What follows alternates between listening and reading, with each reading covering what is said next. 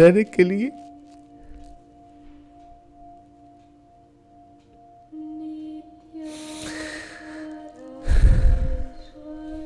तो today we gonna be doing the prayer for parents. आज हम पेरेंट्स रिलेशनशिप के ऊपर प्रेयर करने जा रहे हैं।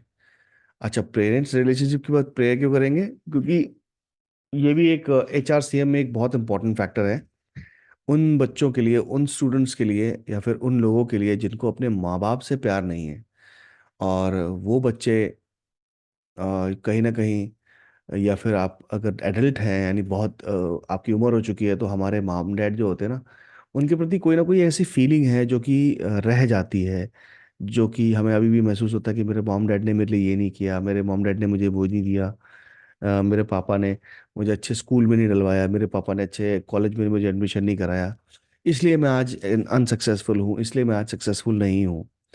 तो ये जो छोटी छोटी चीज़ें हैं जिनकी वजह से हम बहुत ज़्यादा परेशान रहते हैं कि ये नहीं हुआ, वो नहीं हुआ, वो नहीं हुआ, यानी कि हम आज जिस स्टेट में हैं उसको ब्लेम हम कर रहे हैं अपने ओल्ड स्टेट से।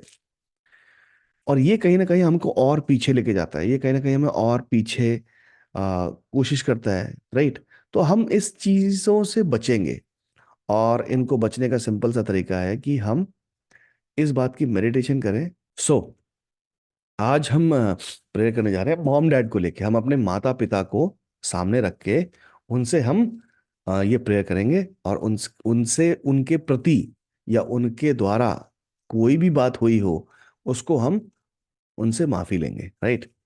क्योंकि अक्सर ऐसा जरूर होता है कि हम कहीं ना कहीं अपने मॉम डैड को ब्लेम करते हैं कि आपने मेरी शादी ढंग से कहीं कराई होती, या फिर आपने मुझे ढंग से पढ़ाया होता, तो ये हो जाता, वो हो जाता, राइट? तो उन्होंने हिसाब से उनके हाथ में जो था उन्होंने किया, लेकिन हम उनको ब्लेम करते हैं। तो आज हम उनको ब्लेम नहीं करेंगे, आज हम उनसे माफी मांगेंगे और उनको हम माफ करेंगे, राइट?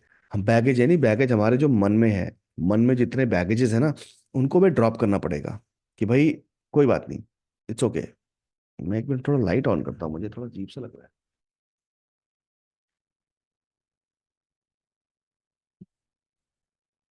हाँ, अब सही लग रहा है।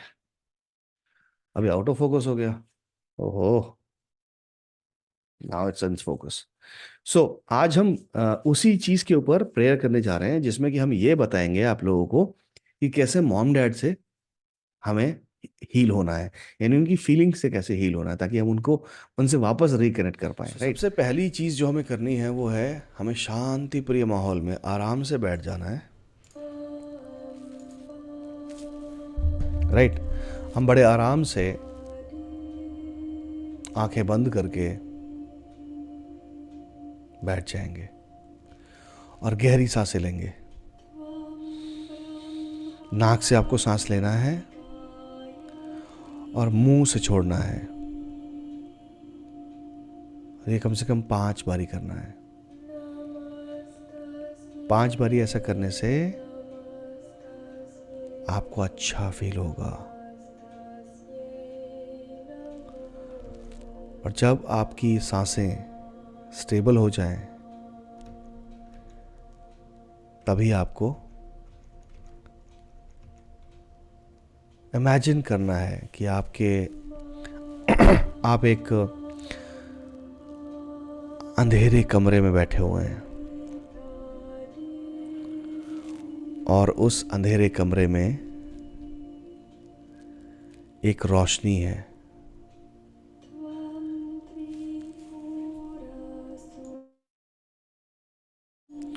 वो जो रोशनी है वो आपके ऊपर आ रही है।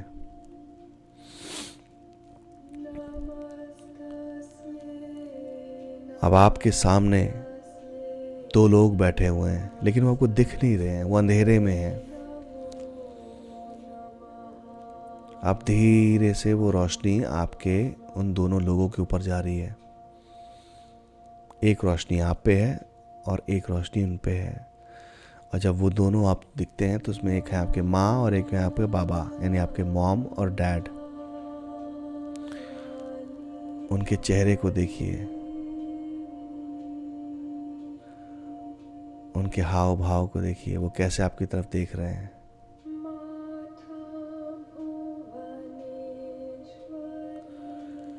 अब आप उन दोनों के हाथों को अपने हाथों में पकड़िए।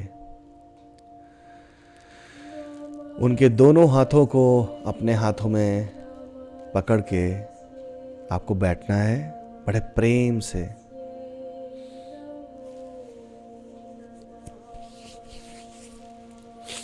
और आपको ये समझना है कि आपके पापा मम्मी अब धीरे धीरे बूढ़े हो रहे हैं और उनको आपकी बहुत चिंता होती है।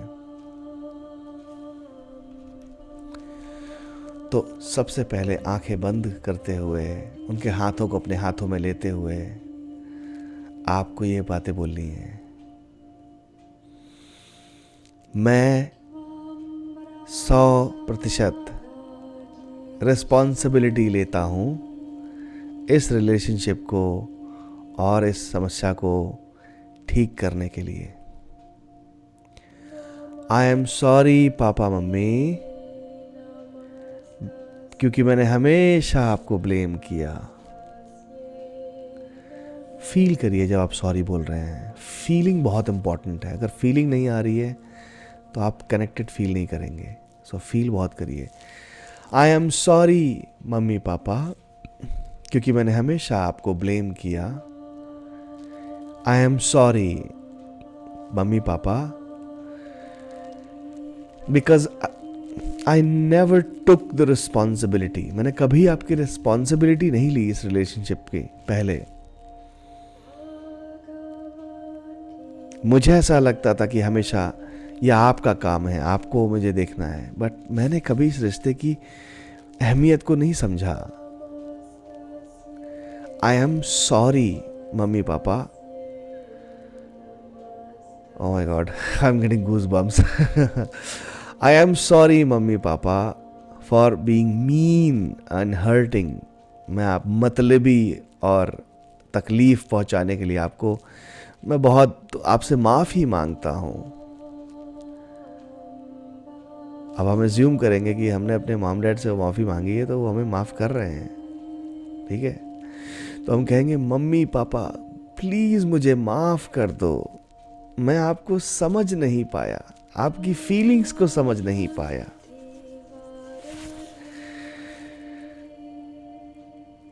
मुझे माफ़ कर दो कि मैं आपके साथ उस वक्त नहीं था जब आपको मेरी सबसे ज़्यादा ज़रूरत थी।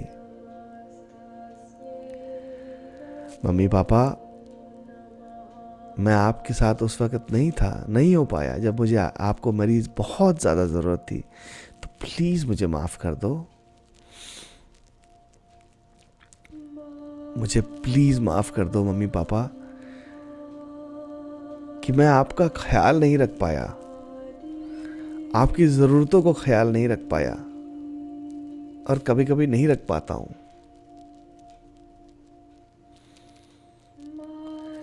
ऐसी बहुत बार हुआ है कि आपको मेरी ज़रूरत थी और मैं वहाँ नहीं था, क्योंकि मैं इस बात से अनजान था कि आपको भी मेरी ज़रूरत पड़ सकती है।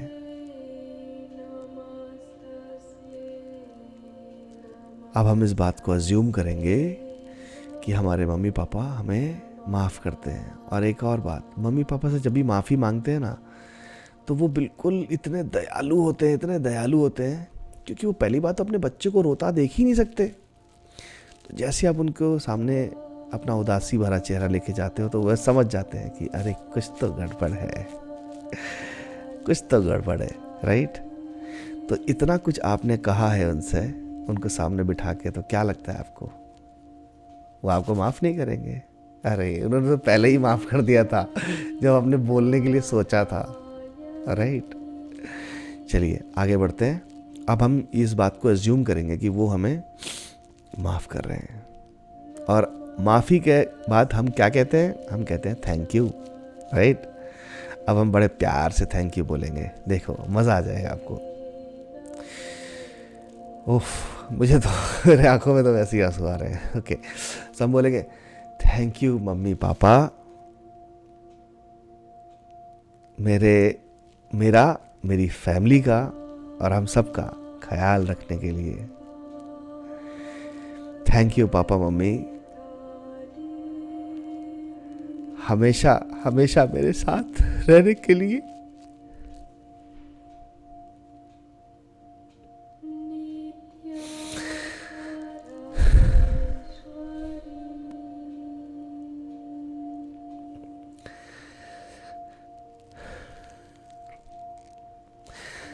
Thank you.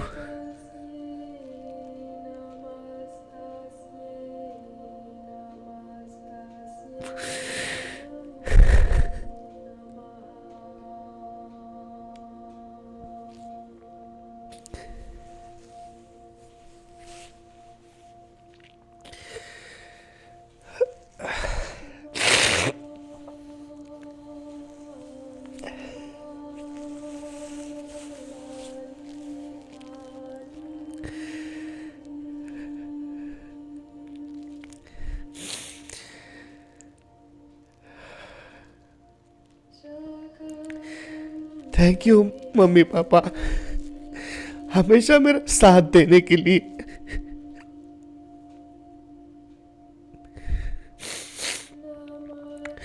पापा मम्मी, मैंने कभी आपसे ये बात नहीं कही, लेकिन आज मैं आपसे ये बात कहना चाहता हूँ कि मैं आप लोगों से बहुत बहुत प्यार करता हूँ।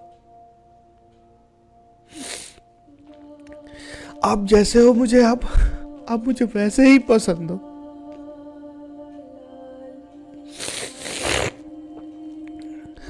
मैं आपसे मैं आपसे हमेशा हमेशा प्यार करता हूँ। मैं आपसे इस बात से प्यार करता हूँ कि हमेशा किसी भी हालत में आप लोगों ने मेरा साथ नहीं छोड़ा। तो आज मैं इस बात का प्रण करता हूँ, आज इस बात का प्रण करता हूँ कि मेरे मन में जितनी भी फीलिंग्स आप लोगों के प्रति है, मैं उनको दूर करता हूँ अपने आप से, मैं जाने देता हूँ।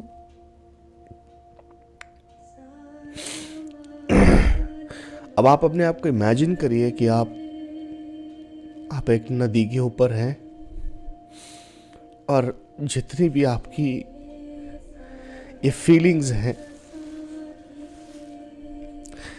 आपने अपनी इन फीलिंग्स को, यानी जो भी नेगेटिव सोचते हैं आप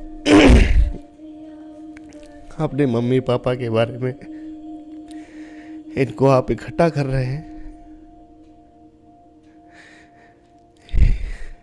एक पोटली में और इसको आप नदी में फेंक रहे हैं और ये कह रहे हैं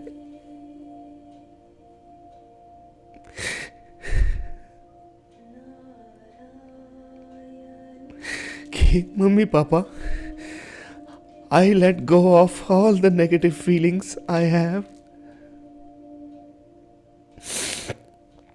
about you.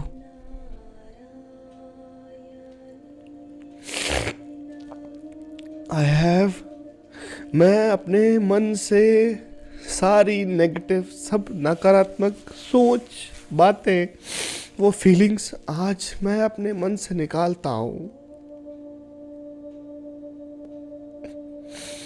I'm sorry. Please forgive me. Thank you. I love you. I'm sorry. Please forgive me. Thank you. I love you. I'm sorry. Please forgive me. Thank you. I love you. I'm sorry. Please forgive me. Thank you. I love you. I'm sorry. Please forgive me. Thank you. I love you. I'm sorry. Please forgive me. Thank you. I love you. I am sorry. Please forgive me. Thank you. I love you. I am sorry. Please forgive me. Thank you. I love you. I am sorry. Please forgive me. Thank you. I love you. I am sorry. Please forgive me. Thank you. I love you.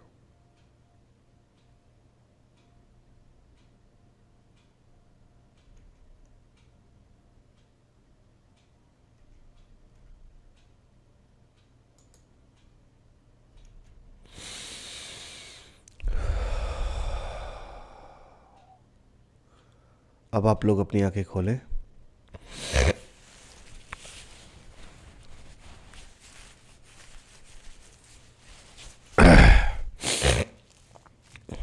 हाँ, आप लोगों से माफ़ी मांगता हूँ, मैं अपने आप को कंट्रोल नहीं कर पाया, क्योंकि अक्सर ऐसा होता है कि इस प्रेयर में इतनी ताकत है, इतनी ज़्यादा ताकत है कि जब आप अपनी फीलिंग्स को कंट्रोल नहीं करते हैं और जैसे आपकी फीलिंग्स होती हैं वैसे जाने देते हैं, तो अक्सर आपके साथ ऐसा ही होता है कि आप रो पड़ते हैं।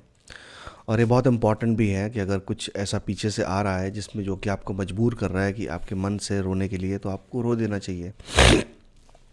क्योंकि जो हमारे अंदर जो फीलिंग्स और नेगेटिव फीलिंग्स और जो भी है वो ट्रैप्ड रहती हैं हमारे मन में, वो बाहर निकल जाती हैं। राइट। सो आप लोगों से मैं जानना चाहूँगा कि कैसा आपको लगा। अगर आप बोल पाए बहुत बहुत अच्छा लगेगा मुझे।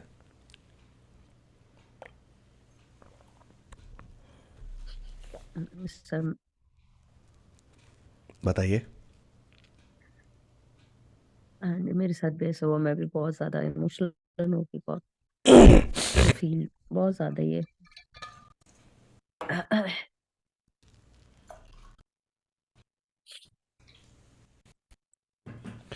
सो अगर आपके मॉम डैड से रिलेटेड अगर इमोशनल। आपको कोई ऐसी चीज़ आपको लगती है कि हाँ, ये एक प्रॉब्लम है जिसको आप रिजॉल्व करना चाहते हो, so this is the best method जिसको आप कर सकते हो।